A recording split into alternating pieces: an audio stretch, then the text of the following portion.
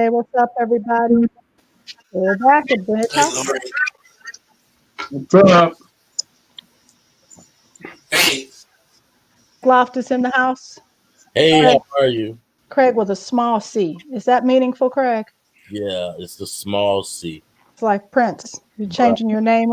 Right. And who's your special guest? You have a Yeah, he just wanted to show up, Mr. Snowflake.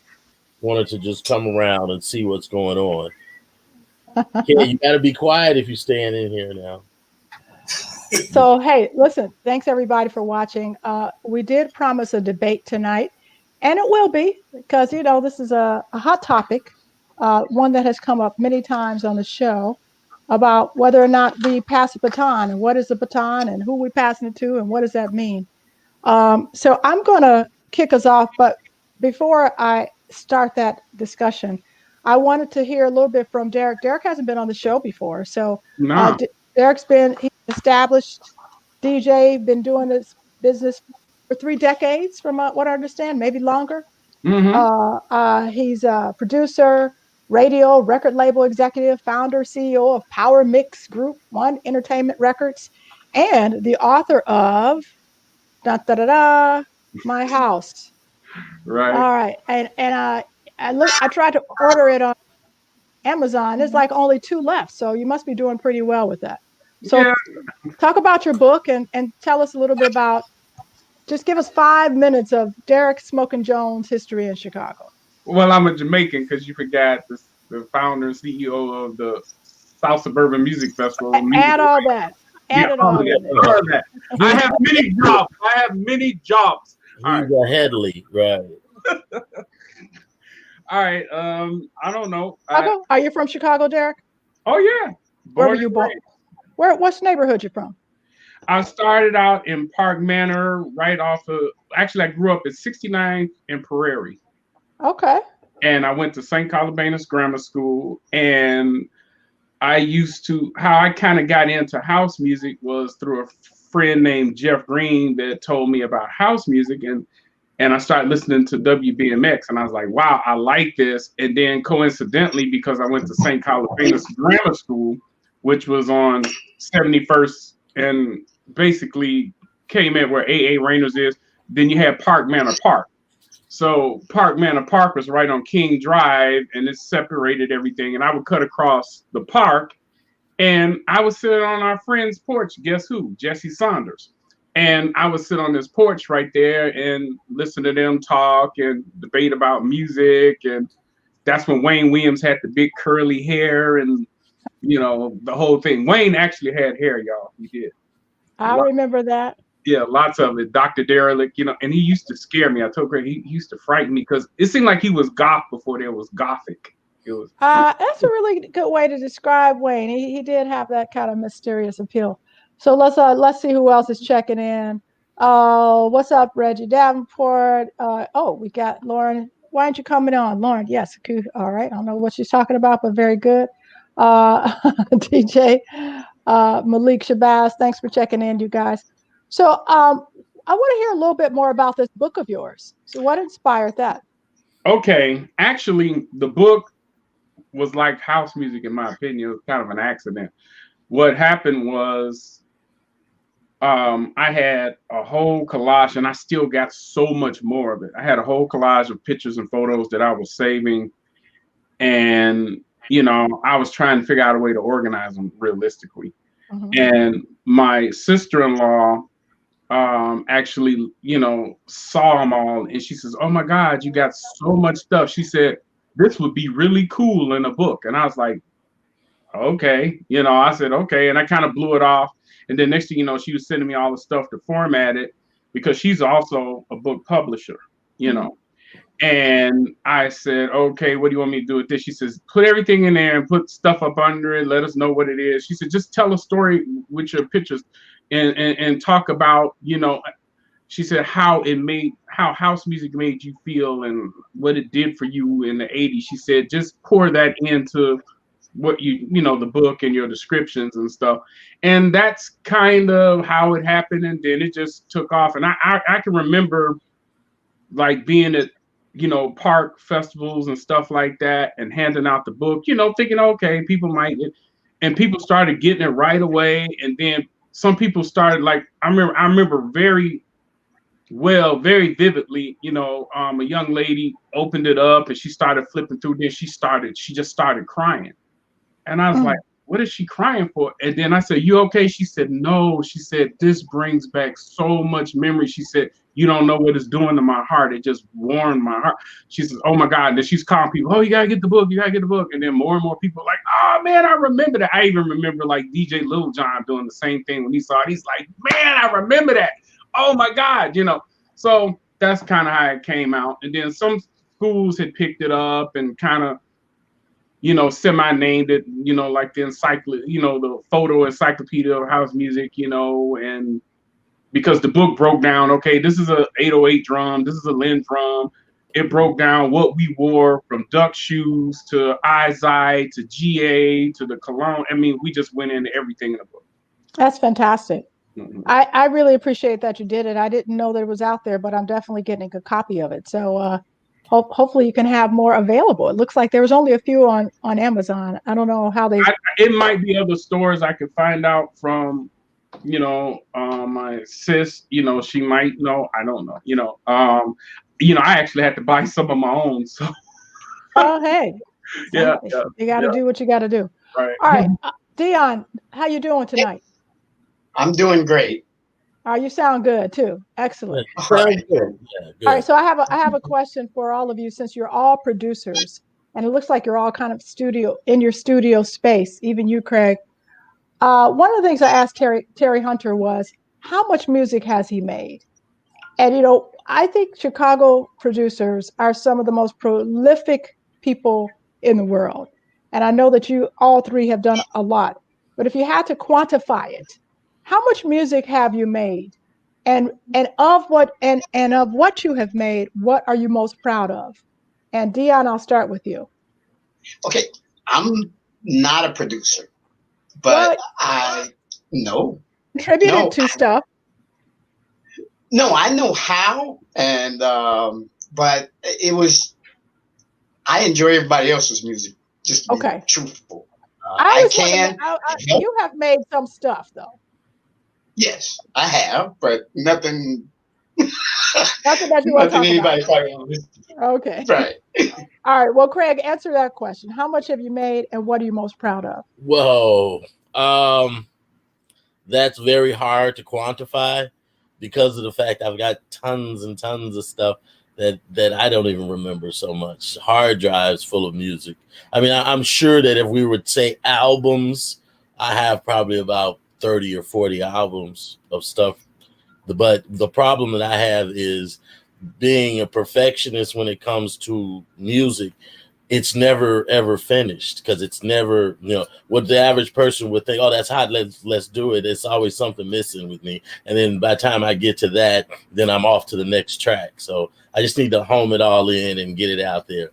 I would say the second question, what song am I most proud of?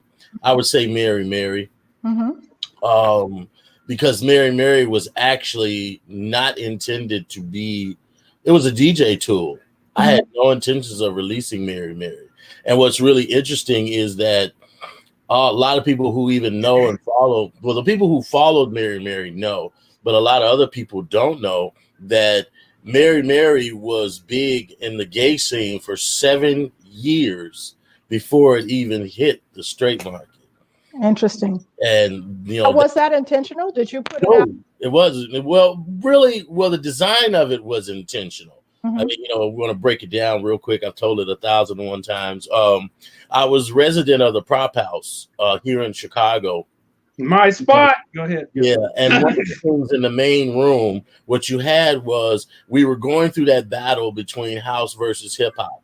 So the house DJs had to start to get very creative because a lot of people, believe it or not, a lot of people today still don't know that gay kids don't listen to house music anymore. They listen to hip hop. That's the main focus in the clubs. Which gay kids are you talking about? Well, the African Americans. Okay, because kids listen, their majority of the gay clubs in Chicago do not focus on house music anymore or dance music, period. They've gravitated towards hip hop. It's been like that for quite a few years now. But in the flip, the change, the DJs had to get kind of creative. You know, we were doing, like, I got tons of hip hop and R&B remixes. I mean, tons of them, more than you can even imagine, because it was my way of being relevant and keeping them focused on the dance floor. Also, I noticed the dance floor was divided into separate areas. You had the old heads that wanted to hear soulful music with lots of vocals and all that stuff. And then you had the young kids that wanted to hear the beats, they called it. So that was like borderline techno. They call it the beats, and it's just very up-tempo, fast dance music. And then you had the ball kids that just wanted to hear the crash sound. They didn't care what it was in. They just wanted to hear that. So what I did was I just pulled all those elements together in a track, which ended up being Mary Mary. And the day I made it, I was hanging out with a couple of friends of mine that Saturday night. That Sunday, I was going to the store, and with this track going in my head for so long, Oh Mary Don't You Weep came on the radio, and I was like, oh my God, it'll fit. If I shift this, shift that, shift this, those vocals will fit on top of this track. And I ran in the house and did it, and voila, Mary Mary was born. And I started playing it at the clubs, and I gave it to all the key DJs that were in the gay area, gay scene. So it became an icon in that particular arena, and was like running for a good 6 or 7 years, the number one song in the dance clubs for that long before I even thought about releasing it. And that's the story of that.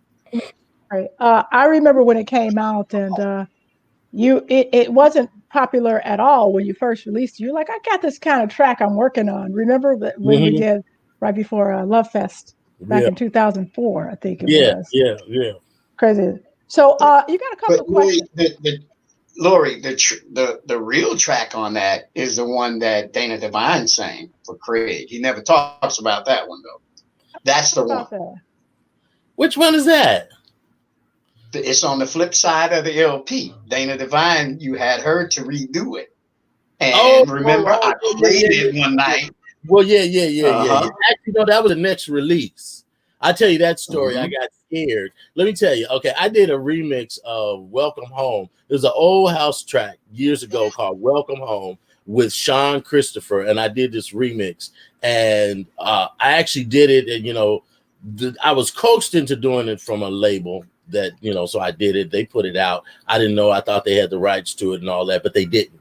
And I mean, I thought all these people were, excuse my French, dead and gone, and they weren't. And they came out the woodworks. And so when I point them in the direction of where it came from. So when I was thinking about Mary Mary, the last thing I wanted was Aretha coming after me. So I went back in the studio and did the whole song over with Dajay. And and then what was really crazy, it got a licensing deal with these guys overseas, and like tons of remixes of it started coming out. It was crazy. It was crazy. Do you benefit from this? Yes. Good. All right. If you get a licensing, that's a whole nother show we're gonna do about licensing and stuff like that. But I'm gonna tell you what it needs to be talked about. Let me just tell you this. A lot of people don't know this, but the executive producer of Mary Mary was Wayne Williams. No, I don't think a lot of people knew that. The world doesn't know it. It was Wayne Williams. Wayne came up to me, and when Wayne heard that track, Wayne said, "What the hell is that?" And then he said, "Why is this song not out?" I said, "Because I ain't got no money to put it out." He was like, "Don't even worry about that. We're putting this record out." And wow, I learned something every day. Mary Mary's there's a whole story behind Mary Mary. Yeah. So that's the executive producer. All right, so a couple comments about the prop house. You mentioned the prop house a couple times. Where was the prop house? And I think was Carrie the owner of the prop house, Carrie Wyman? Yeah, Carrie was the owner of the prop house. It was 16 something North Elston. Yes. It was And on Elston. It's right off of North Avenue in Elston. yeah, that was a great show. Carrie was actually listening to the show when we had our guest last week when we had Tyrone Mix on, and he was commenting. So good, props to Carrie Wyman for putting that together. Oh yeah, Carrie's a character. Actually allowed us to use her. And he has a lot of knowledge, believe it or not. I want him to come on the show. Yeah, Carrie has been around for years. So Cliff asks, is Mary Mary on YouTube? Yes. You can find it on YouTube, Cliff. Yes, you can. Okay. So let's switch a little bit, and I want to ask you the same question, Derek. You've made a lot of music. But Yeah. tell us about the amount of music you've made. How much music have you made, and what are you most proud of? I mean, I have a large catalog. I guess I think the most recent one that I released is the one I don't know. That's hard because you could always say maybe it was the very first one you put out, you know. But then I think my favorite one actually, well, I got two favorites. My favorite one actually is the one I did with my wife called Love Me Down. It's kind of a soulful track. And that's, been out a few months. And then also like Magnificent, that was a nice one. And I have two different versions of that, one featuring Laquillian Moon and Gemini Porter. And then probably it would have to probably be the very first one that I released on Rockin' House in '85, which was Homeboy. That ended up being a cult classic in Japan. Yeah. I never thought it because it was so rough, basic, and I just never knew it would do, it would go the way it did. And then I eventually signed the Track Records and started doing stuff with Tracks. And then from that, I just started, building out my own label after that. That's fantastic. I went to your Bandcamp site and downloaded a couple things today. No, really you did. Thank you. Yeah, absolutely, absolutely. I support. So go to Bandcamp. Go to you're on TrackSource. You can get your tracks. Derek Smokin TrackSource, Beatport, Amazon Music, everywhere. Yeah, iTunes, Spotify, Apple Music. Support our artists. Absolutely. Yeah. All right. So I appreciate that little intro. So we're going to get into the heart of the show today. And Craig, I want you to tell us why we're having this conversation. Well, we are having this conversation and opening the doors up for outside input as well to this thing that keeps going around the social media about, you might as well say, passing the baton. And what does that mean? And what does that look like? What is that supposed to look like? I mean, because there's been several posts and several DJs who are very adamant about the old heads or the gatekeepers, as they call them, are supposed to be in control of their destiny. That's basically what it boils down to. And I'm just really tired of it. And I think as, a voice here in Chicago for house music and one who has been from day one, that this is something that if you always want to talk about what's preventing us from moving forward, it's little things like this. Like a good friend of mine told me last night, there's always going to be envy and jealousy. That was Kevin Abdullah told me. We had a great conversation, and I understand that, but I think that we just need to nip in the bud little things one at a time that we can. And like I say, I open the floor to anyone that can explain to me who are the gatekeepers and who are the old heads that seem to be in all of these other DJs' way. Because I look at it like this. Everybody that I know that's in this industry and in Chicago that has been in it for a while, they've worked very, very hard and put in the hard work and the time to get in the position that they're in now. Now, if they're getting booked constantly, it's not because of favoritism. It's because people, they're what they offer, their brand is tried and true. So as a promoter, anyone would want to go with what they know is tried and true.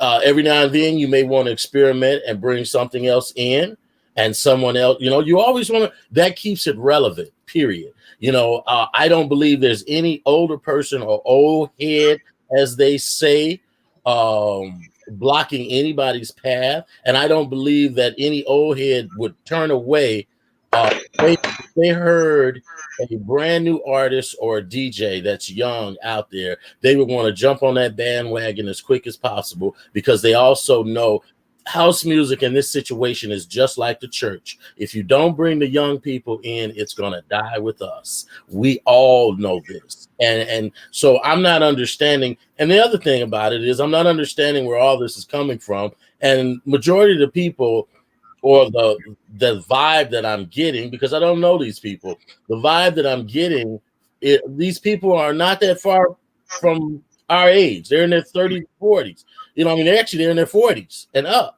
So who are the younger people that they're talking about? I myself have embraced younger DJs. I got a friend, Jay Electro. Excellent. I think Jay might have he's about 25 now?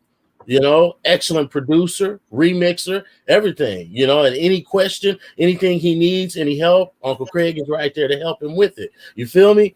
So I don't understand where these people are coming from with this first of all, gatekeepers. Who's the gatekeeper? All right, so let's break it down, Craig. You're on a roll, and I appreciate it. I feel your passion, and I like that.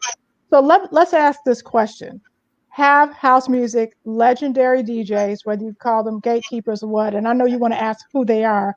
I think let's just, for the sake of this discussion, say legendary house music DJs in Chicago. And if you're in house music, you probably know a handful of who those people are. Have they done enough to elevate younger talent or different talent? So let me ask Dion and Derek that question. Dion? Okay. Here's the thing. I was one of those DJs a while ago that would blame everything on the older. I won't say older because I'm in my 50s also. I would say the ones that have been in the spotlight longer, who've actually blazed that path to do the things they do. Being that I was in that, what do you call it? That group of DJs that, looked upon the chosen few, the Frankie Knuckles. And if these people didn't give you the time, the first thing that you thought was they were arrogant. And then as you played more, it turned from arrogant to they're scared of me. And it went from they're scared of me to they just got to get the hell out the way. But I don't think like that anymore because of the experiences I have had talking to Craig Loftis, talking to Derek Jones, talking to Wayne Williams, speaking to Alan King, speaking to a lot of things, a lot of people, Glenn and Boo and a lot of other people. And I see the work that has to go into it. Now, what I will fault some of the older DJs is that they act, and some of them are kind of aloof as to their surroundings and what a lot of DJs are actually putting out. And I'll use, let's say, Titan Davis, Maurice Davis, for an example. This guy puts out a lot of music, and a lot of it's good. It's great. And you would think that he would be asked to play at certain places or other venues, and a DJ will reach out and help him. But you don't see it. Even with me, it's a struggle with me sometimes, but I have a different mindset. I don't particularly care what anybody think. I'm going to do what I do. I'm going to do my thing, and that's just the way it is. Either you get on my program or I'm going to keep moving forward. That's just me. Okay, I got one quick interjection with that. You may not see it. See, that's just it. But Craig, that is also the problem. Yeah, but when you don't see something, you do not know. So if you're gonna do something, hold on, Craig. If you're gonna do something to help someone, to let them know that I see you. It shouldn't be a secret. You should come. And I'm not saying that you hold secrets. It's just a figure of speech. No, I got you. It's just like DJs that I like. I'm going to tell that DJ, hey, man, I love what you're doing, and this, just that, and the other. If you see these guys, you knew what you had to go through, then you shouldn't want anyone else to work that hard. It took Glenn and Boo Williams to explain to me what I needed to know versus my cousin Farley and versus my cousin Poe. They never said these things to me, and it really opened up a whole bunch for me. So when a lot of the DJs that you do not think watch you, and they have questions, or if you like them, reach out to them. Now, Craig, I can't say that you don't do it. You do that. Yeah, okay, I do that. But let me just say this though to respond to what you just said, because a lot of and we're gonna use Titan since he's the talk conversation. A lot of people don't even know that me and this man, well, they know we know each other, but they don't know that we talk. You see? No, I know you do. And the thing is, another thing, I'd like to challenge anybody, go up to Titan and ask Titan how many gigs I've gotten him. No, Craig, don't misunderstand. It was just an example. I only use him as an example. No, I know. The point I'm trying to make is there could be camaraderie and things going on that you are just not privy, that you just don't know that's going on. You see what I'm saying? That's what causes the problem. Exactly. When people do not know and do not feel. It's just like I've been married 26 years. And I don't think we could have been married that long without the communication. You have to communicate to people. Some of us are fragile, others of us are not. You have to let people know sometimes. I'm not saying coddle them. I'm just saying, reach out. A lot of people think it's like me and Glenn. I met Glenn a while ago, but I thought he was probably one of the most unapproachable people I ever met in my life. Right. I understand you, but let me not cut you off right there. But when you said we don't, and I hope this doesn't get translated the wrong way or harsh. It ain't nobody's business. You know what I'm saying? If I don't know you, I don't have to communicate with you and what's going on in my world or who I'm getting gigs for or what I'm doing. That's between me and that person. Now, if that person that I got, like give you an example, I've gotten Titan gigs. If Titan decided to toot the horn and say, Craig Loftis got me this, that's on him. It's not for me to, well, guess what? I'm helping out other people and stuff. No, and I'm not just saying it because that's not me. But I'm coming to the defense of other people of my caliber that, one, when you think that they may be unapproachable, you know what I'm saying? They may not, it's a thing that they're not really unapproachable. You're outside of their surroundings and what they're doing. And they could be the kindest person in the world. But if they don't know you, first of all, I'm gonna say, like any situation, if you meet someone new, that person needs to be vetted. You see what I'm saying? And it takes time to do that, especially if you're succeeding in a particular genre of something. You want to know, why is this person around you? Is this person good to be around you? You know what I'm saying? And once you see that it's a genuine, I'm going to tell you right now, I feel like this, if Glenn didn't feel that you were genuine in heart of what you wanted to do, what clicked it for him was when he figured out, oh yeah, he real. So let me pour everything that I have and what I'm doing to show him. And now you and Glenn is moving forward like just unbelievable. Doing everything. You see what I'm saying? But at the same time, another person, again, I don't know you. You know what I'm saying? And if I don't know you, it's not that I'm a sheltered person or a closed off person or you're not in my clique. But you have to remember, my clique are my friends and my associates. You see what I'm saying? No, I totally agree. I look at a lot of things. Also, I'm just trying to don't think I'm attacking you. I'm also trying to explain for the rest of the viewers. Let's bring Derek to the conversation. Okay, because he said back there laughing. Craig's pretty much said everything I was thinking. So I guess there's nothing else to say. But No, I being a guy, I always tried to work with the underdogs and the guys that felt. Here's the problem that I found in it, and I had to learn lessons like this too. It's a lot of guys that come out and they complain and they say, "Oh, nobody's doing this for me and nobody's doing that." You have a couple issues with that. One is you can put them on a stage, or you can put them in a club, or you can put them in a situation, and they'll still complain because it may not be you that they want to, give them access. Or if the other side of it is jealousy. So if I pulled a person under my wing and said, hey, I'm gonna start working with them and teaching them stuff, then like Craig said, then it turns into a clique, and then you get all the conversation in the background because people are theorizing and trying to think of the type of relationship that you have with this person that you're trying to help out. Oh, they're only doing this because of that. Or, oh, they're only doing this because of this.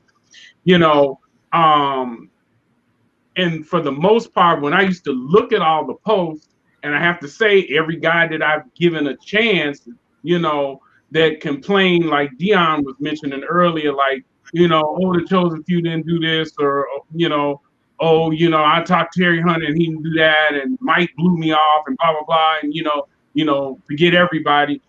These are all guys that are like 49, 48, 47, and then they're saying, yeah, well, y'all should pass the torch. I'm passing the torch to you at 40-something years old. Right. You know what I'm saying? Yeah. And it's like, and then all right, so does it matter? But Derek, listen. You remember Esther Roll from Good Times? Yeah. She did not start acting until she was 47 years old. Samuel L. Jackson did not start acting until he was 41. How can you put an age on something someone wants to do? I'm not saying. I'm not saying that they can't come in. I'm like this, and I got to use the words of Mike Dunn. If I'm still eating doing this, I'm not passing you nothing. I still got it. I will help you. Appreciate that. You know what I'm saying? I appreciate what you're saying. But I don't argue with that either. Right. I want to answer Dion's question though. Go ahead. I'm sorry. I know you got to move on, but I got to answer this. I want to hear it. If I get a 16, 17 to 18-year-old kid and I see they got promise and they're dedicated and they're showing up and they're interested in studio work, or they're interested in working on the CDJs or decks or whatever, and they're getting a love for the house music, I think the questions that we should be addressing is how to get them involved. And I think that's marrying the music, first of all. That's a whole nother subject. But I would invest my time in that kid or kids and bring them up, in the future. But also, another subject, a lot of veteran house people are very nasty when it comes to a lot of young people or younger people coming into the clubs or coming into the picnics, talking about, I've heard them say this right in my face. Ooh, I don't want to party or dance with nobody that's my kid or my grandson's age or this or that. They need to go. So how do you bring a youth into something that they might really enjoy, and then they come in and then our veterans make them feel bad? You know what I'm saying? The music has to change. The music has to change, first of all. And we have to be accepting of that. And second of all, we also have to have open minds about a lot of things. I learned so much from my daughter. She'll be 21 this year. I learned so many things from her and a new way of thinking that it's like, wow, because I was kind of closed-minded. You my daughter, you're not going to do this. The first time she went and got a tattoo freaked me all the way out. But, it just freaked me out, but that's their culture. So we don't want them to be in our culture, but we have to keep that old adage that we used to have when I was growing up. Each one teach one. We have to. You know what? Just real quick, we're losing we're gonna lose. Yeah. There was a guy, somebody that just posted something that said, "What's wrong with passing the torch to an older person? Y'all lame." That you just put that up there, and that's one of those people, I take it, that have a problem with that. Okay, let me ask you this, David. You said, "What's wrong with passing the torch to an older DJ?" Where were you all? Where? And don't get me wrong. Let's say, where has we're gonna say this DJ, because I don't know if you're talking about yourself or not. But where has this DJ been all this time? Maybe they're just starting. I think Dion's point is that maybe there's someone who found a passion. They switched careers. And at 45, they decided they wanted to be a house music. Okay. I have a problem with that word, passing the torch. Wait, I got you. Okay, I do. We're not talking about passing with that. Go ahead. See, I don't believe in that, because your work and what you do is going to make you stand out from everybody else. There's no need to pass anything anywhere, because what's going to happen is, if you are all that you think you are and all that you say you are, it's going to come out. Okay, let me stop for a sec. I just want to introduce a different point to consider. So Tyrone Mix says, oversaturation of DJs, too few gigs. So one of the things that we had going for us in the early 80s, the early period of house music, was that there were less DJs. And it was a genre that was just opening up. New clubs, new energy, new parties. And so, I don't know, theoretically, I think there were more opportunities. Now you have a proliferation of DJs, thousands of DJs potentially, who are trying to compete for gigs. So do you need a hand up if that is the case? If the field has changed so much that the only way you're going to get seen is if somebody puts you on. What are your thoughts? Well, I can take that. I mean, there's that word again, putting people on. Yeah. Pass the torch. So anyway,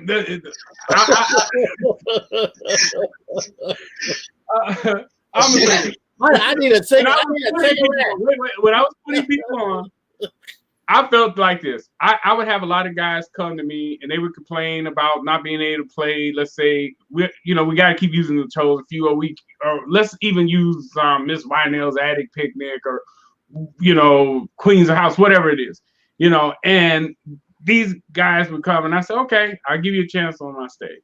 I give them a chance on the stage. And I always tell, and I would get people that would beef with me and say, man, why would you put them on? They can't spin, they can't do this. I said, but I don't have to tell them that. The crowd will tell them that. There you go. If you get out there and somebody, even if you went to the chosen few, I'm sure Wayne and Alan, they'd agree. If they bring you on and they give you that stage and they say, go ahead, go play, and you screw up, the audience is going to let you know that you screwed up, and you got your chance, you got the open door, and you blew it. It is what it is. At the same time, trying to answer the question is, I'm trying to deal on this double-edged sword here. On the other side, you get a guy, you put him on, you say, hey, I got you a gig. People hear you. But it doesn't necessarily mean they're going to continually book you. It's a lot of great DJs out there that I've heard that don't get the bookings. They don't get it for whatever reason. And it's not that they haven't been given opportunity, but I think sometimes people get mad and they got to find somebody or something to blame for their lack of grind. Because now here's a... Okay, you mentioned a good point, grind. Let's get back to that. Go ahead. Right, so I'm going to the grind now. So here's the point I was getting ready to make. So on the grind, our people would get resumes or bios from DJs that said, hey, I'm serious about this, that have misspellings in their bio. They send raggedy pictures. They don't put in any work to make themselves marketable. And then on top of that, you got to deal with a lot of guys' nasty attitudes. Sometimes people don't mess with you because you just got a nasty attitude, or you're a drama queen, or you're a crap starter or something like that. And people rather not deal with that. They rather space themselves from those things. So if guys are not taking their career seriously, like guys won't, they won't spend $100 or $200 to get some good photos. I said, well, if you believe in yourself as a DJ, you believe in yourself as a producer, why is it that everybody else got to invest in you but you. This is your grind. You know. Okay. Now I want to talk about grind. So Maurice Davis is saying, he said this before, South Africa have the youngest house music DJs and producers. They're moving forward while Chicago bullshitting about silly shit. Now I don't know about South Africa's DJs and producers. We may just be seeing the cream of the crop, and they could be having the same argument that we're having tonight.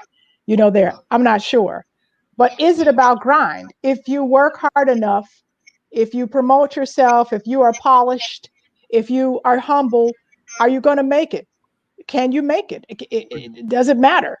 Okay. Go ahead. Let me say this. That make it is different. It's like, what do you mean? See?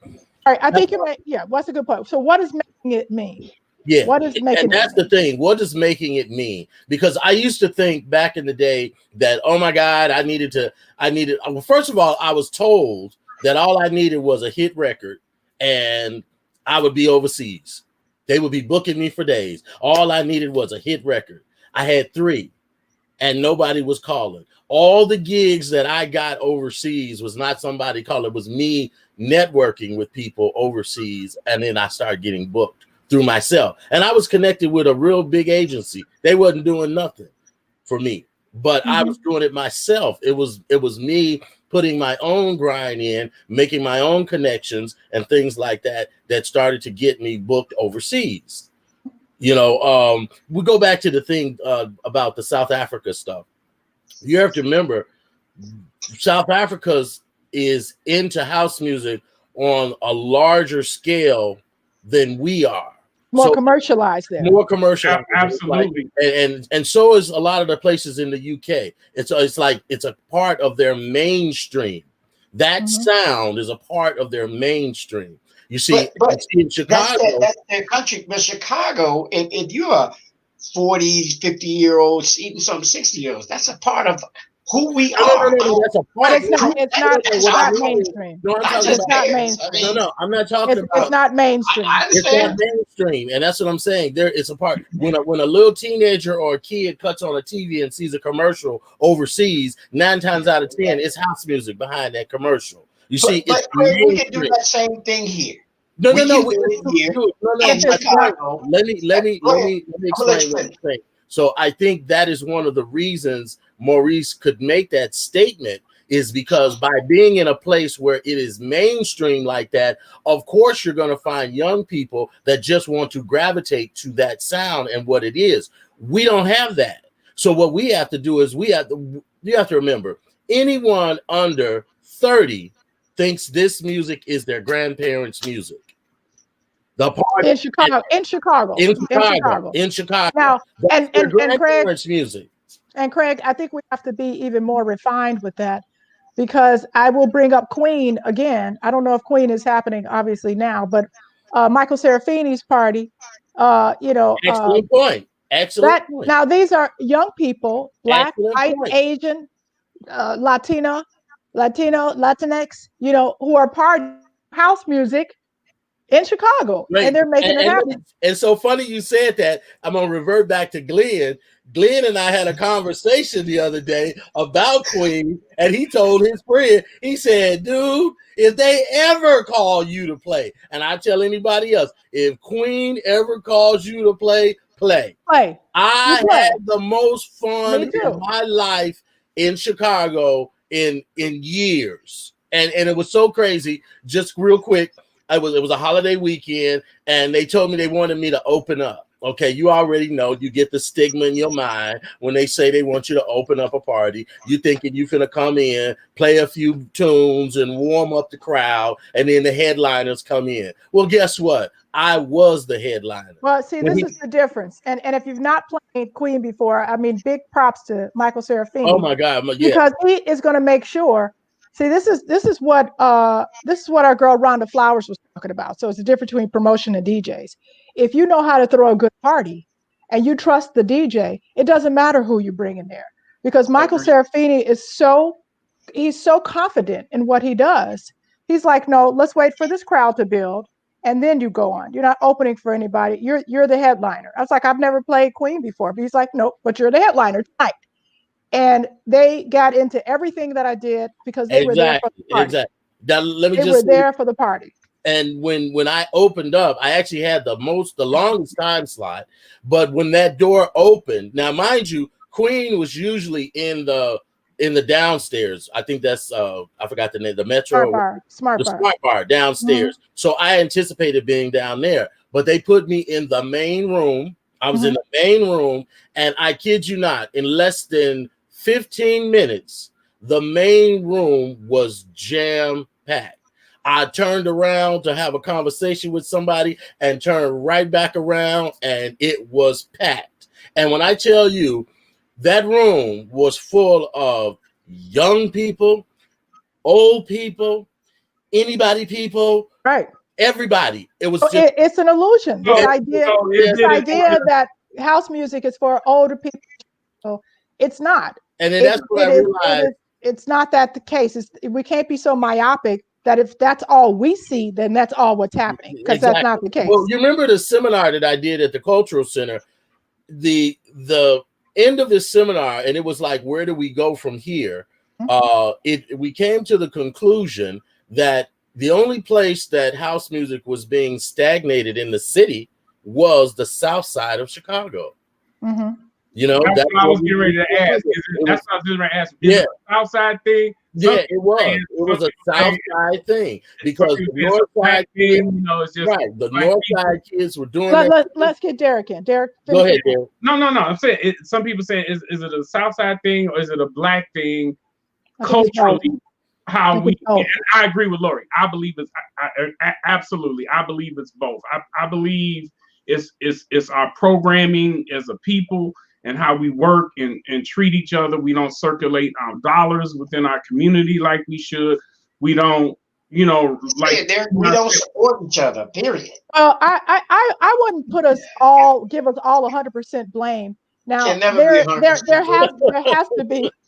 has to be some conspiratorial elements when you have something as powerful as house music was in Chicago that has resonated across the world, that doesn't get respect in Chicago in the Black community in the same way that it does in other places.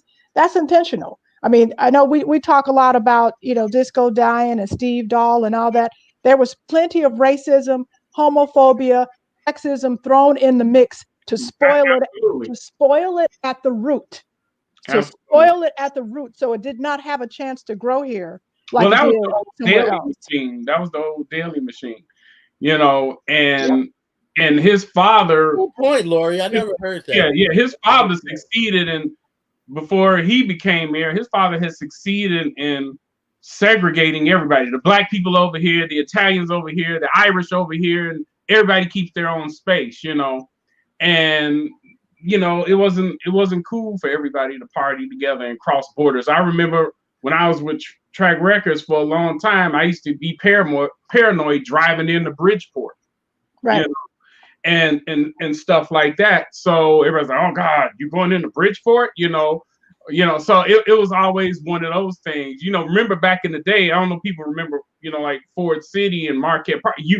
There was a border right there, and you had to be real careful when you crossed the border. We used to have bricks thrown at our car, Yes, and you talk about the party element of it, but I'm talking about how does a movement, how does a music underground movement go above ground? It has to be adopted by people with money and resources and airwaves, right? That did not happen here. It's happened in other places. Let me ask you a question, guys. It seems like each time that house music supposedly reaches that pinnacle where it starts to go mainstream, something happens and it's pushed back down. Do you think that maybe house music is just supposed to be underground? It's supposed to stay underground. Let me ask you, remember back in the day when we were the passion that we had for our music? And when we first, a perfect example, when you first heard Martin Circus on the radio, weren't you upset? Yeah. They listening to our music. They done took our music. You see what I'm saying? But Craig, how do we make money if we don't? Well, see, don't worry about the United States. don't worry about United States. Okay. You still make money. Let me just say this: if it's still doing what it's doing in other sides of the city, the only place it is the South Side.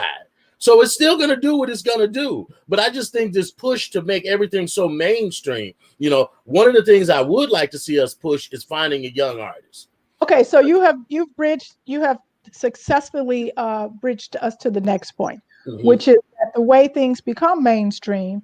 And Maurice, I know you asked, so what's the solution? I forgot what the question was, to be honest. But I think we were talking about, bringing up other artists, elevating folks, and I think we've sort of had a good debate about that. I don't have an answer for you. I think it depends on the person. It depends on the event, all that. But just about youth. So there's been a lot of question about, how do we elevate youth? How do we bring youth into this? Youth, it's going to happen whether or not. And Craig, we've talked about this.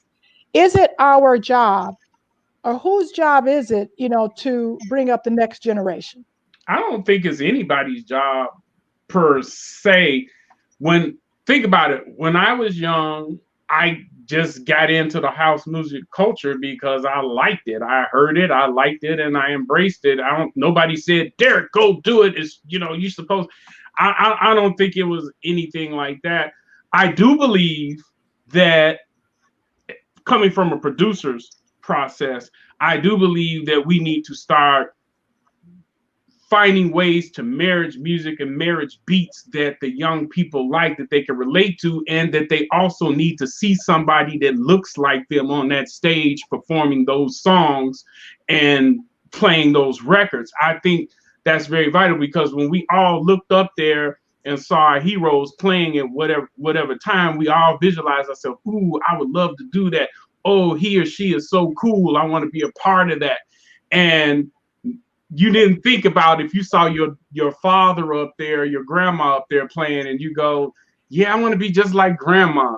I want to be just like grandpa. You want to see somebody that's dressing cool, trendy, they're rocking the party out. And you say, ooh, I want to do that. It's the same thing with hip hop. When everything was underground, because we kept hip hop from really coming into Chicago for a long time until everything just fell apart. Then the gates came open and hip hop flooded Chicago, and all of a sudden everybody's into rap and hip hop and all this kind of stuff. So I kind of agree with Craig, but on the flip side, the underground element could make some money, but I still think we need to get back on the radio, if nothing else, with like the Steve Hurley tracks, and things like that, to have that house dance sound, the CeCe Peniston, the Barbara Tuckers, that has that kind of bridge sound. And I think we should be able to do that with some youth that are interested. But how? Now the question is, how do we get them involved? You can't beat them into it. So the way I think we get them is we have to capture them with something that they're familiar with, which is the sound, the music. Right. Well, so I think that you guys have been very patient with us, and Alan, Wayne, I appreciate you guys have been hanging out with us, and they've been offering some great suggestions, because obviously the chosen few are considered those legendary DJs, and many people, want to play with you. I think, Alan, you pointed out that, that's not just about the music. It's often about attitude. It's about, the way that people treat each other. So there's more to it than just being a badass DJ to even be able to play in many of these spaces. But I do want to get to the solution. And a couple people asked sort of what is this all for? What are we trying to say? Where's the beef, and what are we trying to solve? Let me ask you, Dion. I wanted to say, when I brought up the chosen few, it was not to berate them in any way. It was just used as an example. So I want people to understand that, because it's okay. It's okay. So I don't want them. Right. Second, a solution is something else that Craig said. I want to say that we have to meet them where they are. Period. We have to teach them. Are you talking about other DJs or young people? No, I think Craig made the statement about, how do we get to them? We have to go to them. Mm-hmm. We cannot wait for them to come to us. They're not going to come to us. we have to go to them. And if that, you look at somebody like a Dave Mays, he started a school and he went in there and he got those kids and he's teaching them to DJ, to play house music. You have someone else that's doing that also. You have a lot of people starting internet radio stations where they're meeting these kids and they're talking to these kids. We have to talk to each other. How do you expect any of us to learn anything if we do not communicate with each other? You think the kids are just gonna? My daughter didn't want to hang out with me, but my daughter loves house music, so she can relate. If we do not meet them where they are, then what happens? Feels predatory to me, though. That feels one of the things. Let me just say this. That's one of the reasons why I always wanted to have my own club. I wanted to open up a club that showed the true elements of where we came from in house, meaning lighting, sound system, which is the key point. The key point is the sound system and just the camaraderie of people. That's one of my things, because I think what hooked us, I always go back to remember when I first walked into an underground club, when I first walked into the warehouse, I was amazed, just amazed. You know what I'm saying? The sound system, I had never heard any. Now, mind you, we were playing the same music, a lot of the same music at Sawyer's and First Impressions and the Loft, but I didn't really feel or understand that music until I walked into the warehouse and actually got to feel it. And ever since then, I was hooked. And that's what I tried to give with the experience of the club. I believe that if we can get them to it, we ain't got to make them drink, but if we get them to it, and they enjoy the experience, where they can go to a club and not step on somebody's foot and not think they're gonna get shot. You know what I'm saying? That there's a bunch of teens that are going to embrace that and love that. We just gotta get them to our events. Oh, how is Queen able to do that? To have young people. I mean, I wanted to say just not Queen, but Lady D was on here, and Lady D and the Queens of House, and I mean, and there are a lot of new efforts where we're seeing younger people, 20-somethings, 30-somethings, teenagers getting into it. So there are some success stories that are happening in Chicago. So I guess my question is, how do we proliferate these? How do we, ensure that that's happening in the spaces where we would like for it to occur? Because it's not happening, in our traditional spaces. I'll put it that way. Right. Well, one of the things that I'm doing right before COVID, there were several groups that I was actually just about to have some events with.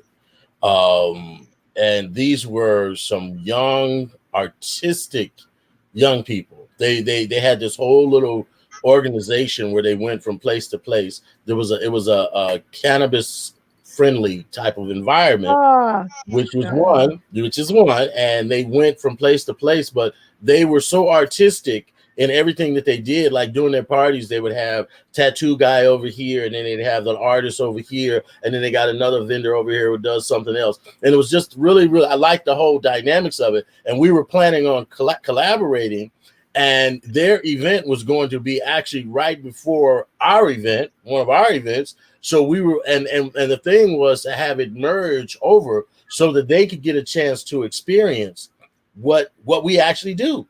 And I really truly believe, because when I would be doing sound checks and they would be in the room, they were like, "Oh, that's nice. What's that?" They were actually getting into it. So those are some of the things that I was planning on doing. Now, if I could find a network or somebody to help me do that, and then also on the production side, I'm looking for some young people, a young female first that can really sing, because I got some new tracks that I want to push that way. Because I had a conversation Derek and I was talking about. A lot of the young people want to see people that look just like them. To give you a perfect example, if a brand new hot track came out right now and it was played everywhere and it was a young teenage girl singing it, every little teenage girl in their house is going to be running there singing that same track. Absolutely. Because they can identify. They don't care if it's you know what I'm saying? If it was a house track, they don't care about it. Let me tell you, what was that song? Was it Mysteries of Love? Which one was the song the one that Kanye stole?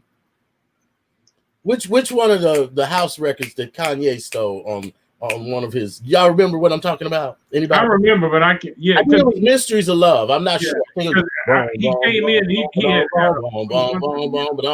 Well, let me tell you, I was at this little bar out south. It was amazing, amazing. I was at this little bar out south, and I like my little casinos, and I was in there playing, and there was all these young kids. I mean, they was like twerking here, everywhere. It was one of them. I'm talking about one of them twerking everywhere. Yeah, you know, and twerking crowd. It was a twerking crowd. We talking, you know, they just got the hair that night for it, you know, blue and orange and everything. It was amazing. This was the very first time that I had heard Kanye's song, and I think it was Mysteries of Love that he stole, and it came up the bass line, boom, boom, boom, boom. At first I was shocked. I'm like, wait a minute, they playing this in this room? The room went crazy. They went crazy. It's a lot of that. It's a lot of that. What I'm trying to bring is that it doesn't always have to be hip hop or anything like that. It's what they can identify to. It's the pipe. It's whatever they can identify with. And here it is. Kanye used one of the biggest house music songs of all times. And when I kid you not, every person, I think the oldest person in that room had to be 25. Jam-packed club. And the minute a house track came on, I froze because I had never heard it before. I didn't know it was Kanye at first. All I heard was that bass line, and I heard them screaming. You can imagine the look on my face. I was like, oh my God, Jesus came. We saved, y'all. It's that pipe. That's what I'm saying. All right, Charles effect. Charles is saying that it's not the DJs, it's not the people, it's the DJs. We're the ones with the conflicts. All right, they might have a good point, Charles. So listen, it is already past the hour. I don't think we've resolved anything. Right, we still talking. This is the extended version. We ain't going nowhere. Well, I mean, I think we did. Go ahead. Tell us what we resolved, Derek. I think we did. I think we all in agreement that we have, like I said, we have to have that Piper effect where we definitely have to have, like I keep saying, a marriage of music to draw in the youth. I think we all agree that we have to, embrace the youth that are coming to the events that we do and not treat them bad and not make them feel funny about being there and all of that, and embrace them in order for them to deal with the culture. I think Dion brought up a good point, which Craig and a lot of us have already talked about in the past. See, the problem that I have with a lot of us as veterans, as DJs, whatever you want to call it, we all have these great conversations and we all come up with these great ideas, and the execution rarely ever happens, or it'll happen on a small scale. I just wish for once when we come up with a solution as a team of DJs, as a team of festival creators, as a team of whatever that is, I don't understand why we can't come to the table together without any egos or bitterness. Because I always say, we always let our personal feelings mess with our business or mess with our bag, getting our money because, I don't like them. I don't want to work with him. I can't associate with him. I don't want to touch him. I don't want anybody around me. And I think that's kind of what Dion was talking about as it pertains to cliques. But, I think if we can come to the table and start executing these things and bringing these things, to a reality, then let's start some seminars to get the kids in. When I was doing stuff in Prairie State, I was actually getting students that were coming into our seminars, listening to us talk about house music and the history of house music. And then all of a sudden, they're like, hey, can you tell me more? And I didn't know about this. And where can I look it up? And how can I find it? Yeah. So I think we're making some headway. As for passing the torch, yeah, I think you just guys better get on their grind and work a little harder. And I'm not against if a 40-year-old or 43-year-old person has that drive and that humbleness and is willing to learn, I don't mind pouring into them. But at the same time, it's still, I can pour everything I got into them. If they don't have that grind and they don't have that ambition to go further and work harder, there's no point. I mean, there's nothing else I can do. I think it's like anything. If you got the hustle and the desire and it's really what your life stream is, you go for it. And Mhm. those who go for it are going to go for it with the right heart and mind. It's not about being rich or a lot of money, because this is a field where very few people make a lot of money. Let's keep it real. So you got to have the heart and the passion to go along with Wait that. a minute. Is it And very and few That's of a whole us? other story, Yeah. Lord. Yeah. That's Yeah. That's Is a it whole only nother. few of us? No. That's a yeah, whole oh, nother it's show. true. It's That's a true. whole nother It's true. show, Listen, y'all. listen. Both Craig and I went to Columbia College, so we learned this, that 2% of musicians actually make a living playing music. Playing music. 2%. Okay, so I bet that's that. I don't know if that's the right figure for DJs, but I'm guessing it's about that make a living. That is the only way that you live, is off of your music. Very few people. So this is about passion. It's about art. It's about artistry. It is about love and supporting the community. So if those ingredients don't exist, this is the wrong field for you. And I think that that's not something we talk about. But you bring up a DJ with all of those things in mind. Can I So say something before you you close? can. I'm not going to close. Go ahead. One of the things that it's about finding, like you said, finding your niche and putting your drive and your energy into what you want to do. Okay, because what I think is happening is when you don't have that, Mm-hmm. and those are the ones who sit around and complain about what they're not getting, who they're not playing for, why this person is doing what. And I'm going to not put you on the spot, Dion, but I'm going to go back to something that you said. You said that you used to be one of those people, okay? Right. And you did. You used to be one of those people. I had it bad. But guess what? I commend you and I thank you. Once you got your shit together and got you some business and got Dion going in the direction that Dion wanted to go, all of that shit stopped. It all stopped. And now you're dealing with people and names of people that you never in your life thought you would even be associated with. Yes, But see, yes, guess yes. what? Now that you're doing that, you can understand. Okay, now the other stuff don't bother you no more because you're Right. doing You know what? you're It, doing it, you. really does. It leaves you when you see the possibilities, and it leaves you. And I'm gonna say this, and I just don't have time for that other shit. I really don't. Good. That's Um, good. None of us you do. know, Yeah. I don't care who can DJ better than me. That's your fucking business. I don't And care. you know what? I will say this. Uh-huh. I will say this. I will say this. Look, people can do you dirty. I mean, I think we've Yeah. all been done dirty. We've been stiffed, played gigs. Somebody who's supposed to pay you is suddenly not around anymore. I mean, I had a guy, I told Craig this story, someone who I love and revere and still talk very positively about, who actively blocked me from getting a job because it was going to compete with his night. Like went and like actively blocked it from happening. And you know what? I was like upset for a minute and I'm like, that's his insecurity. I'm going to get other jobs.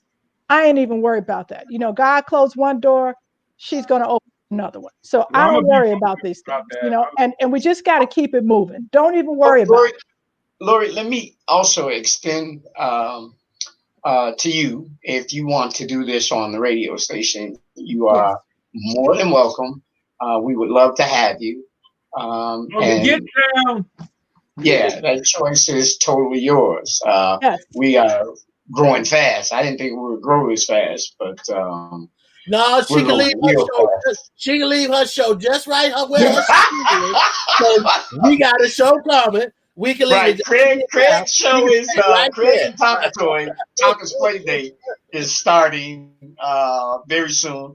We also have not Tyrone Francis, Mark Francis, Brian Yes. Reeves. Who else? It's a surprise coming that you guys. I can't let that cat out of the bag yet, but it's going to freak you out. We also have Steve Maxwell will be moving his show to the radio station, and we have the Deep Mix Six, Derek Jones, Smokin Inc. I think it is. I always get that wrong. And Smokeout sessions. I Yeah, can never think of that. say it 100 times. Yeah. I have a million things running through my head, and I'm just sitting there like, it's called what? but Smokeout Lori, sessions. I'll extend that to you, and Yes, Craig thank said no. you. Thank you. That's the one who's blocking me, right? Yeah, I'm blocking. Right, I'm blocking. No. Now y'all Blocking. can Always trying say to block a the DJ lady. blocking another DJ. Now y'all can And say. my point is that we're not making this up. There are Right. people who actively try to block you, but you Yeah. cannot. It can't make you bitter. Is the point that I'm making? Right. Is that because that's only feeding into that. You have to keep, what's in the Bible. Wipe the What feet God off has for you is for and you. keep it walking. Right. If it's Yeah. not for me, it's not for me. So anyway, thank you, Walter. Appreciate you, Kevin, Jackson. So many people have tuned in tonight. Thank you all for tuning in. We definitely have to do a part 2 because we just scratched the surface. Mm-hmm. We always just scratch the surface. So maybe we'll come back with the get down, bring some of your guests in here. And some of you who are watching, I know there's a bunch of you who need to be on this show. So hit me up afterwards if you want to come on and talk. We You got hear a that, lot to Glenn? cover. You We got a hear lot that, to Glenn? cover. Lori said she might have to bring it to the get down. Don't say nothing, Craig. Not me. But if you will, Lori, if you get another show, I definitely want to deal with the racism issue in this, and the white versus the black culture, and how they make money, and we kind of like what's happening, but it's our sound thing, So But it reminds me of rock and roll. All right, that's another show for another night. Alan King, love you. Thanks for tuning in. Craig, Dion, Derek, you guys are great. This was a wonderful conversation, and we will do it again, folks. So just keep watching Vintage House. We'll be back next week with my co-host Lauren Lowry and Kevin, aka Mega McFall. We'll see you soon. Peace, love. hey. Oh my God. Was that your outro, Lori? That's my outro. Bye, y'all. Oh no.